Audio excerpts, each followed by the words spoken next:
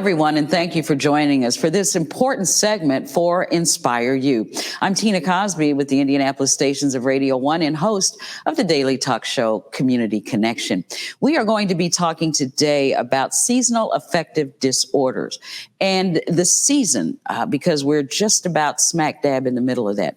Our guest for this particular segment is Dr. Heather Fretwell. Dr. Fretwell is a psychiatrist at the Sandra Eskenazi Mental Health Center. Dr. Fretwell, welcome. Welcome back. We were talking before we came on, and it seems like we've been together before, so it's good to have you back. It's a delight to be back. Thank you, Tina. Well, before we get started, for those who may not have seen you before or heard from you before, can you share a little about yourself and who you are and what you do at Sandra Eskenazi? Well, hi. Yes, I'm a psychiatrist and currently Chief Medical Officer for Sandra Eskenazi Mental Health Center. Mm-hmm. I've been with the company for about 17 years, and just really what keeps me here is the mission, which is to serve particularly Marion County and surrounding counties. And with all the various mental health needs, including serious mental illness, including really significant depression, anxiety, trauma-related disorders, schizophrenia, bipolar disorder. We serve the whole spectrum of folks with mental health concerns of all ages. And it's just been my delight to be part of the mission of Eskenazi Health and Sandra Eskenazi Mental Health Center. So your leadership, and I apologize for that. You are indeed the Chief Medical Officer. I wasn't reading my prompter correctly, but thank you for that and for what you do. And we're going to be talking today about something we hear a lot about, but I don't know that we always understand it correctly.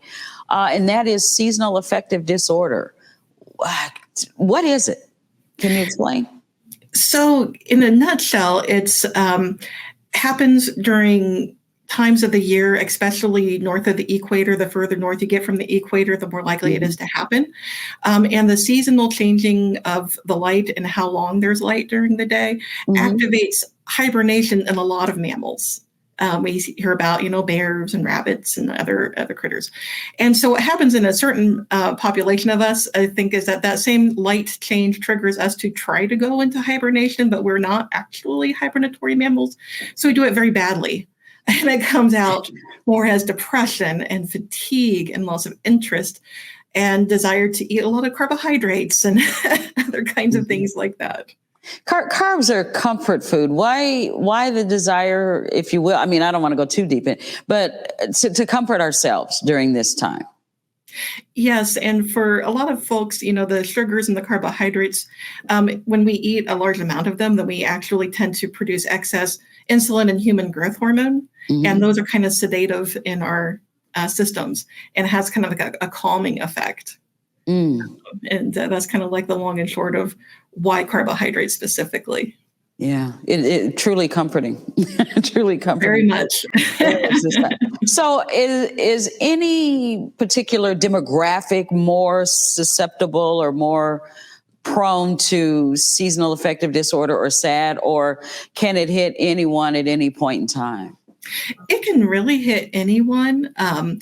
Again, the further north you go, in the continental United States, it ranges from about a 1% incidence in Florida to about a 7% incidence in northern Minnesota.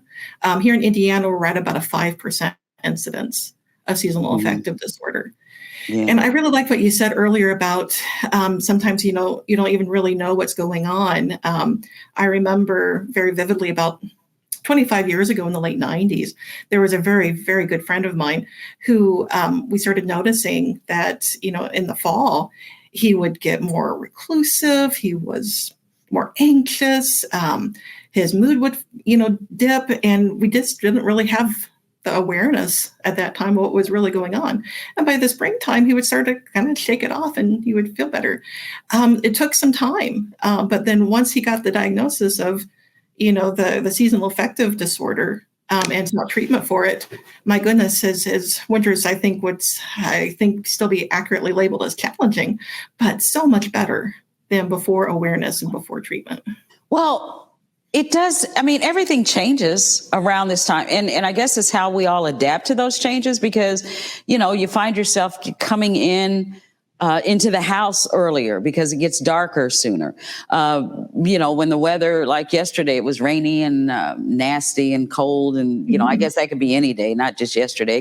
How do you know that you have a sign or a symptom of SAD, seasonal affective disorder? And, what's the difference between that and just basically saying, well, I'm going to, I got to change because the weather has changed, or I got to change because the time has changed and things of that nature. So what signs should we be looking for SAD?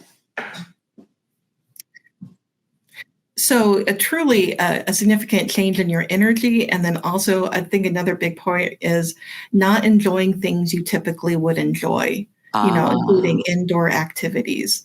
I think certainly that there's some wonderful folks that love their outdoor sports and other things. And a lot of times they're more confined this time of year, but just about everybody at least has a few things that they really enjoy, whether it's talking to friends or family or certain kinds of entertainment or hobbies or other kinds of things. And if you're finding like, my goodness, I'm not even enjoying, hanging out with my bestie or my spouse or my kids the way I feel like I usually do, that's a big sign to listen. As a psychiatrist, in terms of coming up with the diagnosis, how do you know what's seasonal affective disorder and how do you know what's something else?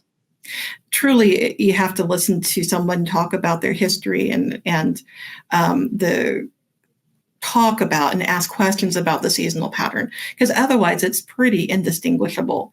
The symptoms that we look for are the same, which in addition to the two that I already mentioned would include things like variations in appetite, either higher or lower, problems with focus and concentration, problems with sleeping pattern. With seasonal affective disorder, it's usually sleeping too much, crying spells, feeling increased guilt, and then in more serious cases, feelings of hopelessness, helplessness, or even suicidal thoughts. What's the treatment for it? A good start for mild to moderate symptoms actually is light therapy. And I call it medicine for the back of your eyeballs. Okay. And we're in an era now where what used to be like a $400 device is now something like $30. I love it. At many retailers, and what you're looking for is full spectrum lights that can generate 10,000 lumen and or lux, they call it LUX. That's a measurement of light intensity. And you're looking to do is have it in your field of vision for an hour first thing in the morning. Importantly, don't leave it on all day. Just like any medicine, you can have too much of a good thing. So about an hour a day, does it matter what part of the day or what time of day? Is that therapeutic or is it, in the morning? Very much you want it in the morning, usually first part of your day.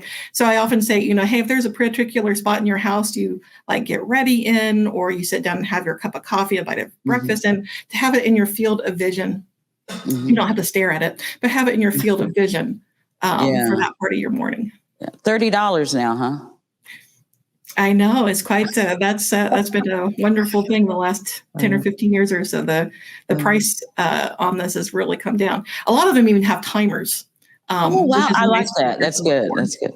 Timers are my best friends now because we live in a world where there's so much information coming at you from so many different sources. And if we're not disciplined, like I am not sometimes, we try to, you try to address it all. And so timers are great. I love that. That's a great idea. Hopefully they all come with timers. So, we were talking, we want to let everybody in. We were also talking before about the fact that we've got a little bit more time to prepare for the season, the Christmas, New Year's Eve and all, to wrap up the season because Thanksgiving comes early. I had an interesting reaction. I'm not, believe you me, I'm not trying to get free services, doctor, but it was, there was Christmas music playing prior to Halloween. Prior to Halloween in a store, in a retail, Christmas music was playing. And I became frustrated. And it's like, no, I can't process that right now. I don't want that now. And, it's like, when you're trying to be led to believe that this is the most wonderful time of the year and be happy, happy, happy, even before you're ready to be happy, that's stressful. And that's just one example of, I guess, of something that a lot of people go through, because I wasn't feeling it before Halloween. There might be some folks not feeling it all the way up to Christmas Eve. Who knows? I don't know. But how do you manage that? I guess you would call it the happy expectation that comes with this particular season. No, that's a really important point. And I think it's important to do a couple of things. One is to really be gentle with yourself and your own expectations. Mm-hmm. Kind of try to have that realistic, well, this is what's going on this year. And, every year there can be different stresses. And sometimes there's new empty spaces. Yes. That I think ought to be really gentle with ourselves about and gentle with each other about. Mm-hmm. And sometimes we need to explicitly ask our family members, hey, let's just be gentle with each other, and if we have some times when, we're not like wholly feeling it, just give each other a minute, Mm-hmm. and some support, to accommodate, our human need to grieve, or to, maybe sometimes people even moving away, and we're not physically together in a way that we were used to, even if it's not separation because somebody passed. Sometimes there's other separations that happen as, maybe somebody got a job on the other coast and just can't be together this year, or something's not going to be the way it used to be, and what have you. Some of the stress that people have includes expectations of, the gift giving is huge. Those expectations create so much stress. And, sometimes if you're in a store or whatever, you can read it on the faces of people. They're stressed out by it, or bewildered, or what have you. What's your advice for that?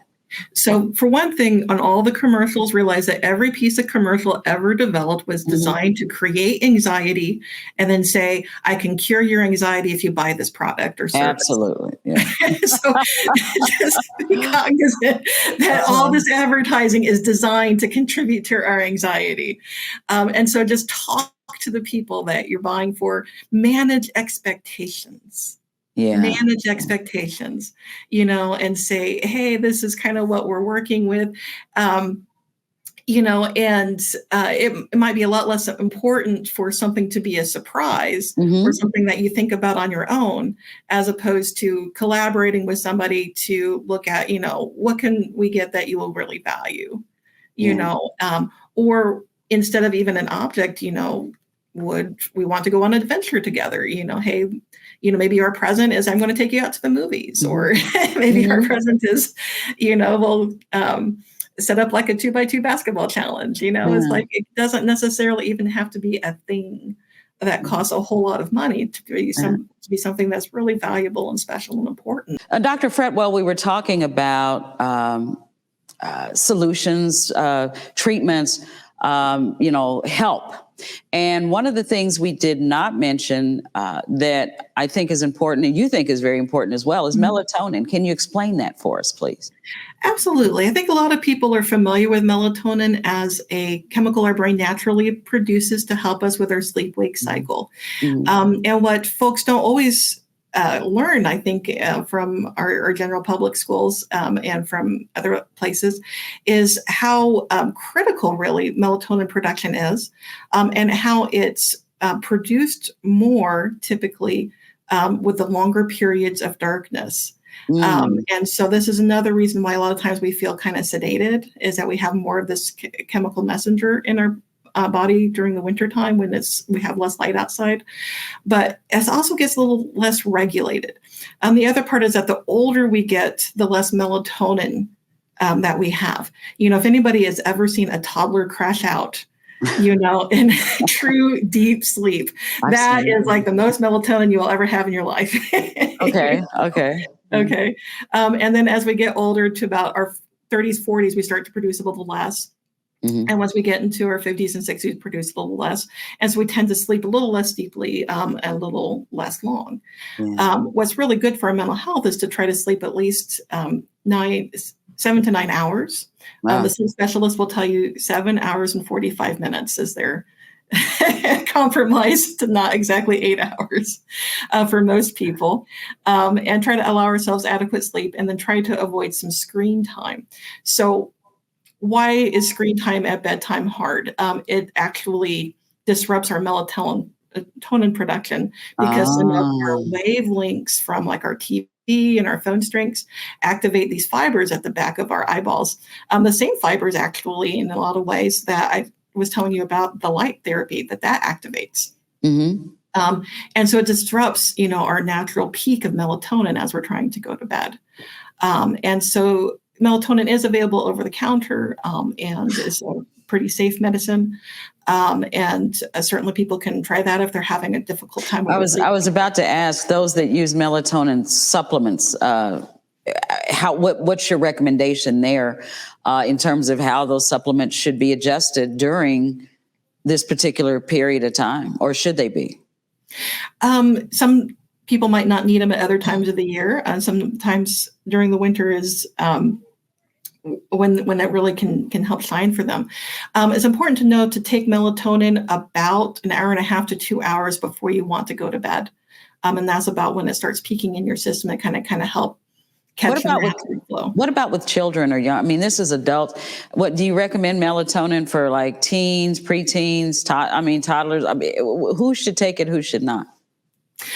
So melatonin in small amounts is relatively safe, but if you're talking under 18, I would really ask the advice of your family doctor or Okay. pediatrician before you proceed. I Mhm. mean, that said, there's a lot of things that happen in adolescence that really disrupt what we consider a normal circadian rhythm. Anyways, you know, it's I could go on a whole other tangent about that, but it can We'll be get to really that. useful. We'll get to that segment shortly. Okay. We'll put that in Um, another segment. So, and the kind of the last thing I want to talk about is that I think sometimes it's even helpful if you think that you're getting sick with something like the flu, to start taking melatonin. Um, oh, Flu viruses and some others, but especially influenza viruses, one of the first things they do is that they shut off our melatonin, because if they disrupt our sleep wake cycle, our immune system actually doesn't work as well. huh. So taking Okay. melatonin, if we're starting to feel like, hey, we're having, we've been exposed to the flu or something, can potentially be helpful in keeping our sleep-wake cycle and our immune system in a little bit balanced order. I just think it is something interesting to talk about, that viruses have evolved to disrupt the system in us to their advantage. Wow. Good to know. Thank you for that. I appreciate that. That's good knowledge. So all that to say is that's another real critical part to monitoring ourselves, in terms of thinking our way through, hey, am I having a rough week, or am I really starting to have symptoms of depression or a seasonal affective disorder?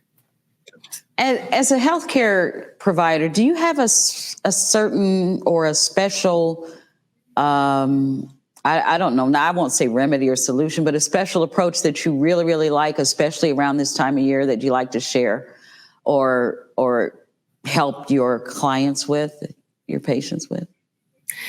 I think I just really stress that, we have this vision of what a perfect holiday would be, and to try our best to not make the perfect be the enemy of the good.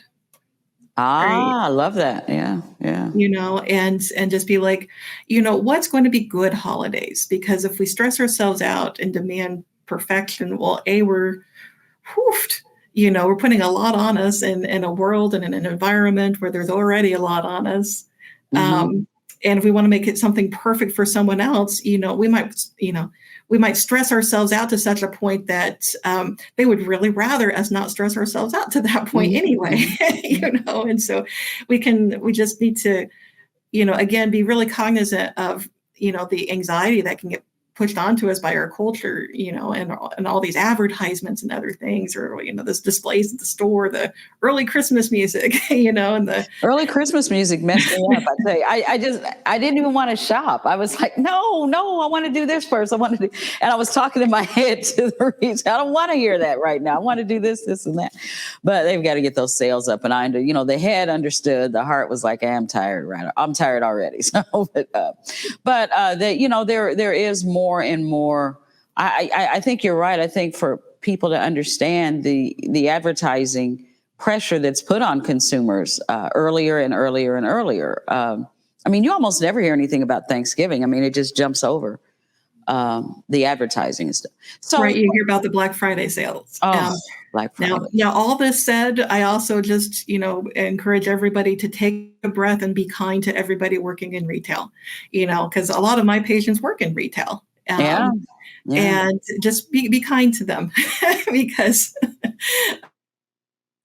yes, I've seen examples of that too, where people have blamed customer service representatives for things that had nothing to do with them, and then they're stressed and somebody. So what would be an example of we were talking earlier about the fact that Thanksgiving came early, so we've got more time to kind of prepare. If you had to craft a little timeline in terms of pacing oneself, can you give me an example of an easy one? Just this week do so and so, maybe next week. How would you space that out? Well, these days, what I encourage people to do is to, as you say, break it down into chunks. If you have some ideas for things that that you want to get for somebody, go ahead and try to get that, and even get it wrapped. Right now, if that's helpful, because I think ultimately the less that you have to do on Christmas Eve, the more you enjoy the time that you might spend with family on Christmas Eve. Now, let's look at the other side of it, because some of the hustle and bustle is what makes it exciting and happy for people, and on that end too. Yeah, right? and if that's something that you enjoy and that fills your cup and that's part of it for you, have fun. Just again, don't try to be perfect. Just have fun. Have a good time. Have a great time, even. And if you're with a circle and somebody needs to withdraw for a minute, don't take it personally. They just need to withdraw for a minute. They'll come back, most likely, and keep an eye on them, invite them back, but it's a season that can have a lot of joy and so much meaning for so many people, especially, I think Indiana has a lot of spirituality in our state, and a lot of values for families. And, also I'd like to say beyond blood family, also chosen family. And that's something that I just really have seen happen more and more and more are folks that, include each other's as friendships. And they really are very intentional about getting together and really keeping those bonds and deepening those bonds too. Yeah, and it's always nice, and there's so many opportunities if, like perhaps you're not having as big a family, to go somewhere and maybe volunteer or to help someone else, or maybe just to go visit someone that normally doesn't get a visit, just to spread a little holiday cheer. There's always an opportunity, number of opportunities during the holidays that present themselves for us to be able to reach out to others as well. Absolutely. I couldn't say it better. Yeah, I just marvel at the goodness of people, pretty much year round, but especially this time of year and the opportunities that are. So, just look for opportunities as well. If you're feeling kind of, like, I don't know what, I don't know, but, there's always an opportunity to go and to make someone else's day a little happier as well. So. Absolutely. And the kindness is something that blesses the giver as much as the receiver. Yeah, absolutely. Right? So Yes, it absolutely. really does. It really does. More so, probably. Yeah. So, absolutely. Well, Dr. Fretwell, thank you. So now, I don't want to forget anything. If I forgot anything, please go ahead and share. If not, I want you to let everyone know how they can get in touch with you, with the healthcare center, the mental health care center, Sandra Eskenazi, and other resources. So the one thing I just wanted to circle back to is to say if the symptoms of depression Uh-huh. or even seasonal depression are quite severe, or if after a couple of weeks with a light therapy that you're not Yeah. feeling much better, please be aware that there are other treatments. There's medications that are actually FDA approved for seasonal affective disorder, as well as for depression and other Mhm. subtypes of depression. There's a lot of hope and there's a lot of help. And sometimes counseling also is a great thing Mhm. to help people kind of like reground themselves in their positive coping skills and their strengths. Everybody has strengths. And just, reach out sooner rather than later. Yeah. Would be my advice. And then speaking of reaching out, we're at Sandra Eskenazi Mental Health Center. Um, you can reach us at our clinics year round. Every weekday morning, 8 o'clock, come in. We have locations all around the city. And if you just give us a Google, Sandra Eskenazi Mental Health Center, you'll find our intake phone number. And those fine folks can guide you further into our system and help connect you with the appropriate care in your community. Dr. Heather Fretwell, Chief Medical Officer at the Sandra Eskenazi Mental Health Center, thank you so much for sharing. Thank you so much for helping, and happy holidays to you as well. Thank you. You also. Everyday life is busy enough without worrying about viruses. But just because you're ignoring flu and COVID doesn't mean they'll ignore you. Right now, Eskenazi Health Center is protecting everyone from 6-month-olds to seniors with safe, updated vaccines that can help keep your family from missing school, missing work, or missing good times. Visit eskenazihealth.edu/vaccines and see how a shot in the arm can take a load off your mind.